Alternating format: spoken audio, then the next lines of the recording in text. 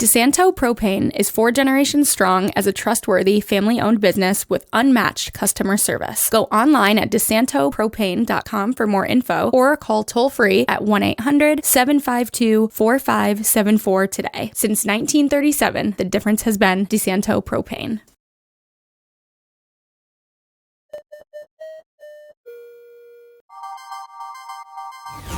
Do you want to know what's happening in the Finger Lakes?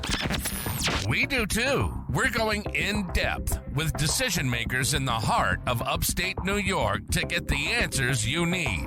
From the team of FingerLakes1.com, this is Inside the FLX.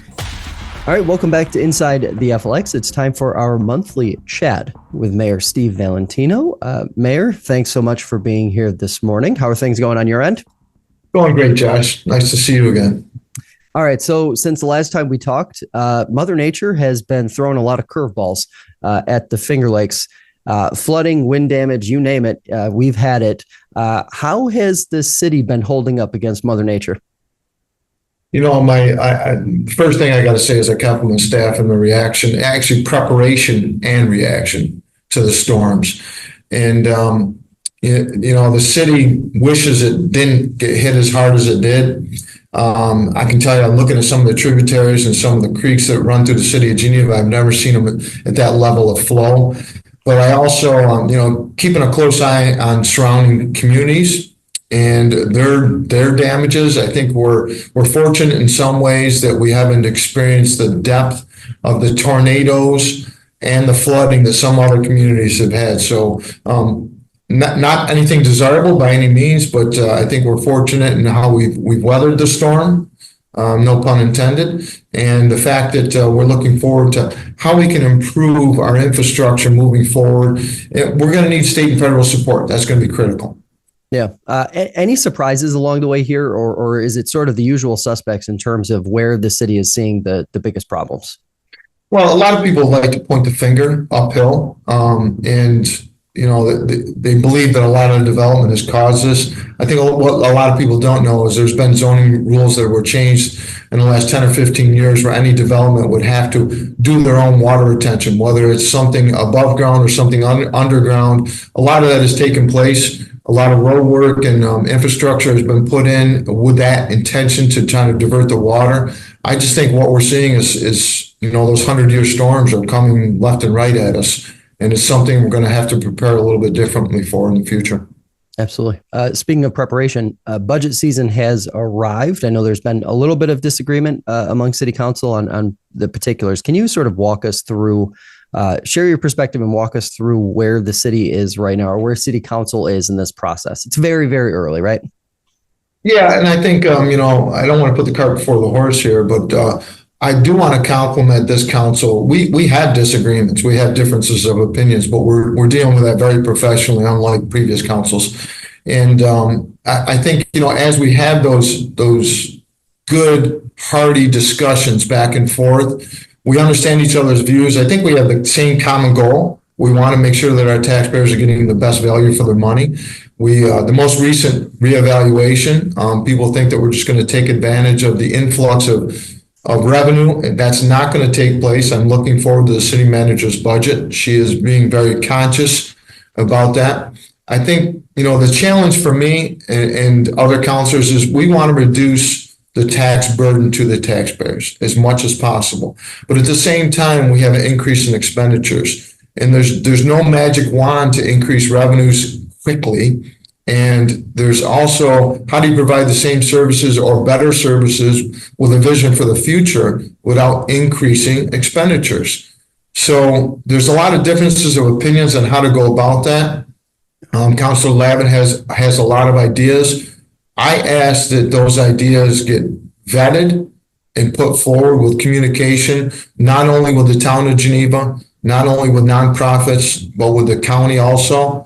So all those ideas about shared services and how to increase revenues from other revenue streams, whether it's water, sewer, or in-kind services with fire and police, I think those conversations need to be had, but I don't think you're going to see them in the 2025 budget with a 0 tax levy increase or a 10% tax levy decrease. I don't think you're going to see that.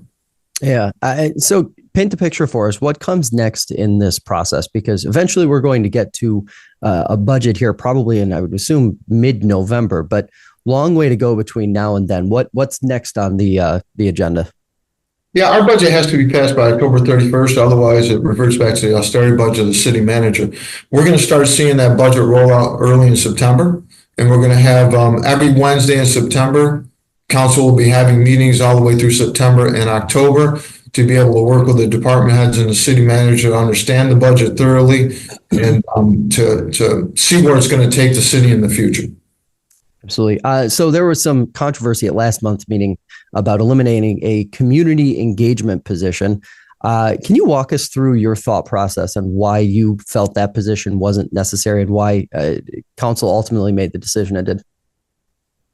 Yeah, sure. I'd be glad to. You know, we all believe communication is important. And I think that the issue about this specific position, which I did not support in last year's budget, but it did pass through the budget. And then councilors this year wanted to remove it. And I was supportive of that for a couple of reasons. One is it's a 7-page job description. I think it was too spread out over different areas. And I really didn't think there was a level of accountability that could have been accomplished with such a large job description.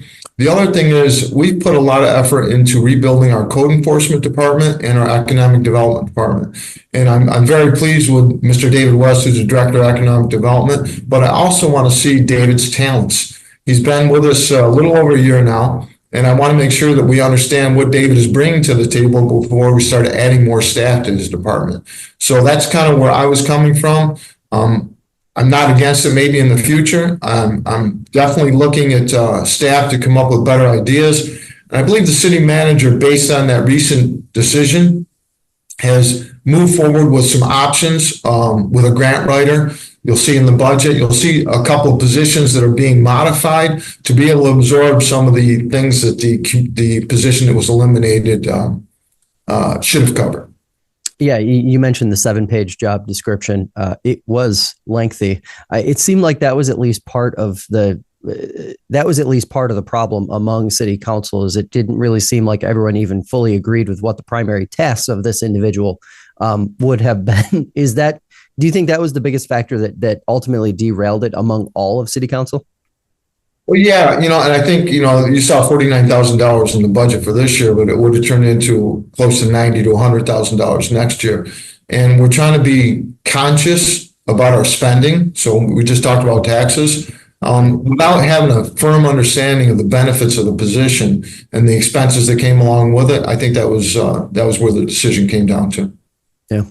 All right. This item hasn't been on the agenda or even really come up, I don't think, at any city council meetings over the last couple of months. But I want to get your perspective. Over the last 30 or so days, I've talked with a couple mayors, Jimmy Giannatino in Auburn and Bob Palumbo over in Canandaigua, and both have shared frustration with illegal cannabis operations. Meanwhile, to my knowledge, I don't think Geneva has had any illicit cannabis operations shut down in the last year or two. What do you attribute that to? What do you attribute Geneva's success on that front to? Is it good enforcement, quick licensing that ultimately allowed a real legitimate market to take hold, or some combination of those factors? Well, that's a real good question, because I'm not sure what the other municipalities are challenged with the illegal operations continuing to operate.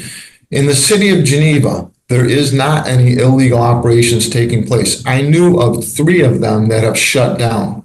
There's another one that kind of falls into a category that I don't think can be defined yet as far as being a membership type of facility. So I don't know if there's direct sales taking place. I don't know the details behind that, but it seems to be a membership only type of operation. But we do have a legal operation in the town and a new legal operation with Twisted Cannabis in our downtown. They're following the rules and regulations. And I look forward to the illegal ones being shut down to benefit those who have followed the proper procedures. We have one that's on our border in the town that seems to still operate. It's not our responsibility, but it does impact our community. Would you like to see one of the criticisms from officials across the board in cities and towns has been wishing that the state would allow local law enforcement a little more leeway and a little more free reign, I guess, to act on these instead of having to wait for the Office of Cannabis Management to engage with them. Is that part of the problem that you're hearing when you talk to other mayors and other communities? Yeah, I think that is the biggest challenge is, I think the Office of Cannabis Management really isn't as being effective as they can be to shut down these facilities. And I think if they leverage some of the law enforcement officers to be able to do this, I mean, we do it with other operations. If somebody was illegally distributing alcohol or something that's been around, we have the ability to enforce those a lot quicker. So I think leveraging those opportunities or those law enforcement people to be able to support that would be very beneficial. I've seen it happen in other communities. I've seen where they've done shutdowns. I've seen where they created hundreds of thousands of dollars worth of fines. And I can't see why they can't do it across the board. Yeah. All right. Let's hit some quick hitting items here before we wrap up. Short-term rental ordinance has finally gotten across the finish line. Are we done with this? Is it on the books? It's on the books and it's working through implementation right now. Ironically, I was listening to the radio this morning and I heard the village of Pittsford is struggling with it right now too. So it is statewide that we're challenged with that. And it's interesting how they talk about the fabric of communities. We have a direct understanding of how poor short-term rental controls can adversely impact the fabric of our communities. We don't want that to happen. Yeah. Do you feel good about where Geneva sits, though, with this process now being done and all the stakeholders understanding the rules and how they will work? Do you feel like this is gonna be a big step forward for the city? I think we've set the stage. I don't think we've yet experienced the results of our new zoning changes and our new short-term rentals. I think that's something we're going to see in the next 6 months, but I think we definitely set the stage. We have a bridge replacement happening thanks to some state money, I suppose. Marsh Creek. Talk to us a little bit about that. Yeah, we'll take all the state and federal money we can get. The bridge is going to create pedestrian access in that area, which I think is critical. There's a lot of walking in that area. There's people that like to fish in that area, but I think allowing the replacement of the bridge and allowing for pedestrian access is going to be very beneficial to the Middle Street corridor there, definitely. And it kind of adds to the value of what we'd like to see happen down in the Middle Street and 6th Ward. We're working hard to try to remove that train yard over there and just leave the one tracks access to the lake. I think all this kind of ties together as we kind of work through the different phases of creating a better district in Middle Street and the 6th Ward and access to the lakefront. And lastly here, $1.5 million, I believe, coming into the city to renovate a couple downtown buildings. I don't necessarily know if this is a direct city project or a private project, but $1.5 million being spent downtown, infused into an already vibrant downtown. You got to feel pretty good about that. I feel great about that. In fact, I'm going to compliment Mr. Stivers. Mr. Stivers has been going after that property for at least the last 10 years that I know of, looking for different opportunities. At one point, he was looking at making a hotel. He's been relentless in his efforts to try to improve that area and those buildings. And I think this is going to be the shot in the arm he really needs to make something really happen there. So I compliment his efforts, and I look forward to the fruition of the $1.5 million being implemented.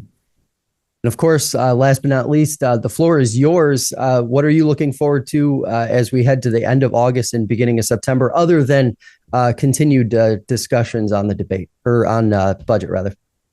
Yeah, I think that staff has really got their feet underneath them now. I really think that we're going to see positive improvements. Getting through the budget is one thing, focusing on 2025, but I think one thing we didn't do the greatest, and that's creating goals for city staff and the city manager, and having those conversations with counselors and having that conversation with city staff. My hope is between now and the end of the year that we get back together and really create some tangible, definable, accountable goals for staff working through 2025.